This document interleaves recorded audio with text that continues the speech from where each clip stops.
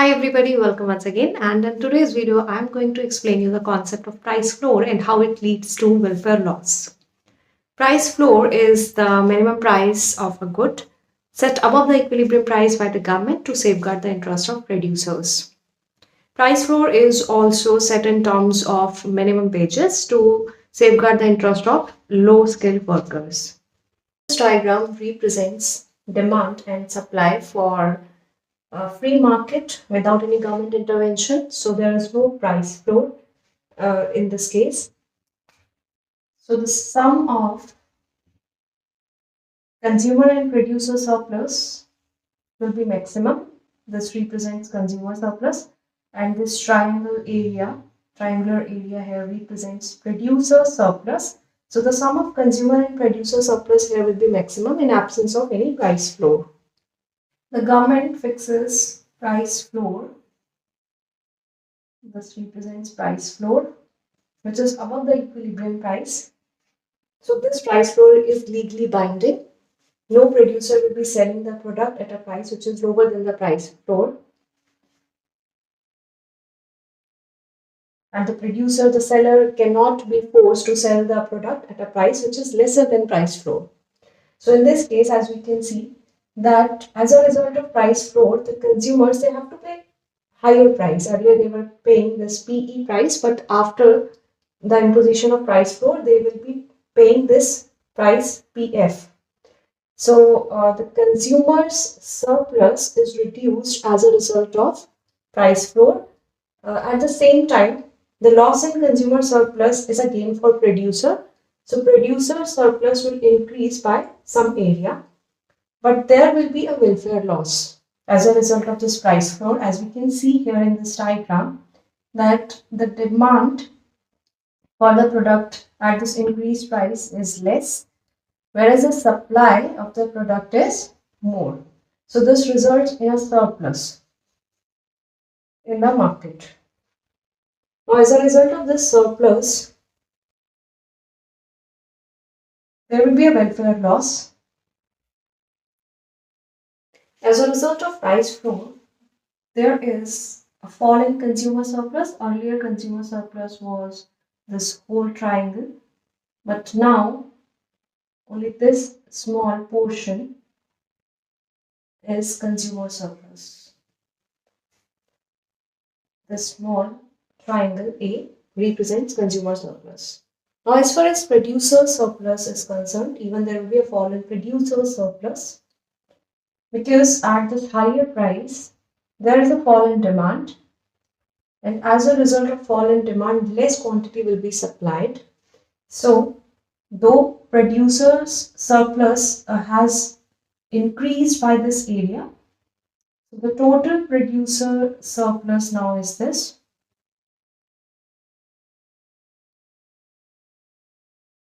But there is a loss of producer surplus as well, as represented by this triangle.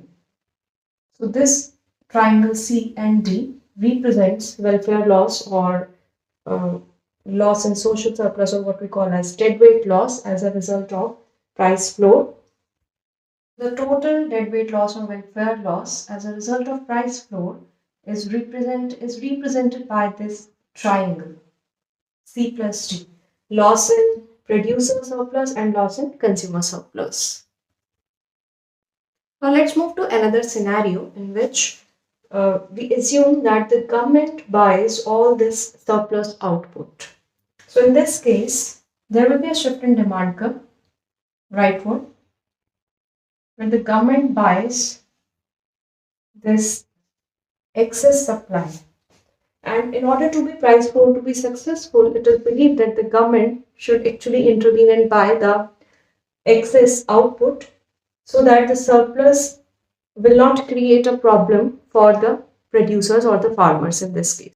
Earlier, without any price floor, the producer's revenue was PE times equilibrium quantity, that is QE. So earlier, the total revenue that was earned by the producers is represented as PE times QE.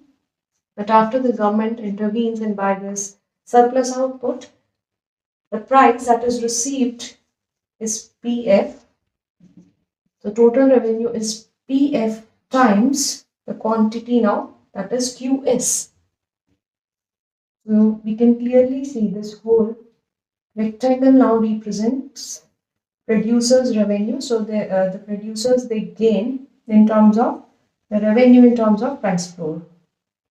As a result of price floor, consumers have to pay a higher price, and as a result, their surplus, as we can see in this diagram, that the consumer surplus is now only this small triangle here, A.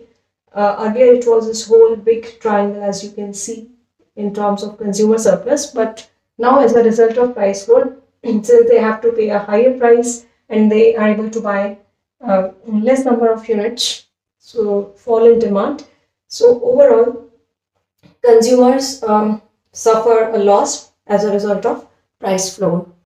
Let's talk about producers. So producers, after the government intervenes and buy the surplus output, the overall producer surplus has increased. So now, as we can see, that this whole portion represents producer surplus. But within this producer surplus, we will also find out that there is some part of welfare loss. The overall producer surplus as a result of price floor and intervention by the government is this whole area. So we can say that it is a sum of this B plus E plus C plus D plus F. As far as government is concerned, in this case, the government loses in terms of the extra amount that it has to spend on buying the surplus output. This money could have been easily used by the government for some other welfare objective like education or maybe some infrastructural projects. So as we can clearly see here that overall this whole big triangle now represents producer surplus, but a part of it, like part C in this small triangle here and this small triangle D, they are a part of welfare loss. So let's see what will be the total welfare loss in this case. So the overall producer surplus, as you can see here, is B plus E plus C plus D and this part F, out of which part C and D are a part of welfare loss. The overall welfare loss is C plus D plus G plus H plus I. Now, why F is not a part of it? First of all, let's see that as a result of this excess output, which is a higher marginal cost of producing this output and a lower marginal benefit for it. So, more number of units of the good are produced and it is actually required. As a result, there is welfare loss. Out of this whole triangle, not triangle, this whole rectangle here,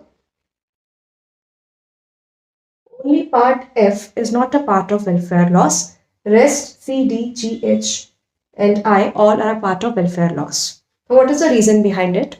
As far as this part F is concerned, this is gained by the producer. So this is that part of the surplus which is gained by the producer. The producer is already getting part B, part E. C and D are not a part of the gain for the producer surplus. Reason being, we know that in a free market, without any sort of intervention, this part C was a part of consumer surplus and this part D was a part of producer surplus.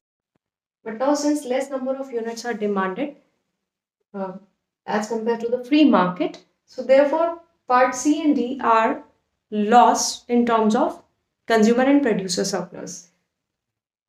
Whereas this part F is received by the producer in the form of producer surplus. Rest, all the parts of this big area here, this whole rectangle here, C, D, G, H and I, they are not gained by the society because of over allocation of resources. So these parts are treated as a part of welfare loss or deadweight loss as a result of price floor